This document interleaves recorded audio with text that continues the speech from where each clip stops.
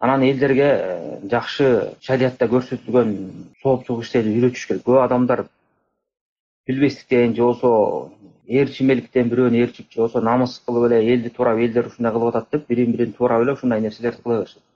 А болбосо шариатта көп эле жакшы нерселер келген, ошо өтүп кеткен адамга кандай жакшылык кылыш керек деп.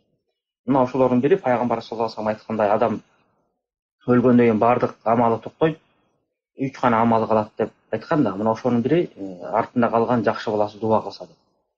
Демек артында калган урпактары, балдары, туугандары ошо өтүп кеткен адам үчүн дуба кылган болсо, Алла Тааладан тилек кылып, тилешип, ырайым сурап, кечирим сураган болсо, бул аябай жакшы, мунун сообу тийип турат. Бунун чектөөсү жок. Күндү түндүрү кайсы убакта эстегенде эле адам баласы дуба кылып турган болсо, бул дагы жете берет.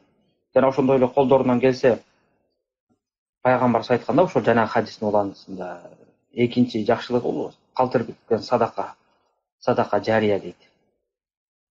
Элге пайдалуу нерселер калтырып кеткен болсо, ошол дагы сообу тийип турат. Жана ошондой эле балдары, туугандары ошол кишинин атынан, өтүп кеткен кишинин атынан мечит салдырып, жол салдырып, көпүрө салдырып же кудук кастырып, ушундай жакшылыктар кылган болсо, же болбосо баягы элдерге мактаныч кылбай, айтпастан эле пайгамбар саллаллаху алейхи вассалам айткандай, оң колуң берген садаканы сол колуң билбесин дегендей кылып, жетимдерге, жакырларга пайдалуу нерселерди кылып берип, садака берип койсо, мунун баары сообу тийип турат.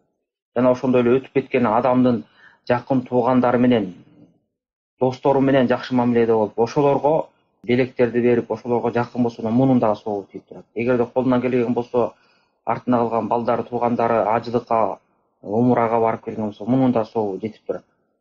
Демек айтор мына көптөгөн ушундай жакшылык иштер бар. Бирок адамдар жанагынтип намыс дешип же болбосо түшүнбөстүктөн адатта калган шариатка каршы келген нерселерди кылып жүрө беришет. Мына ушундай нерселерди элдерге үйрөтүшүбүз керек.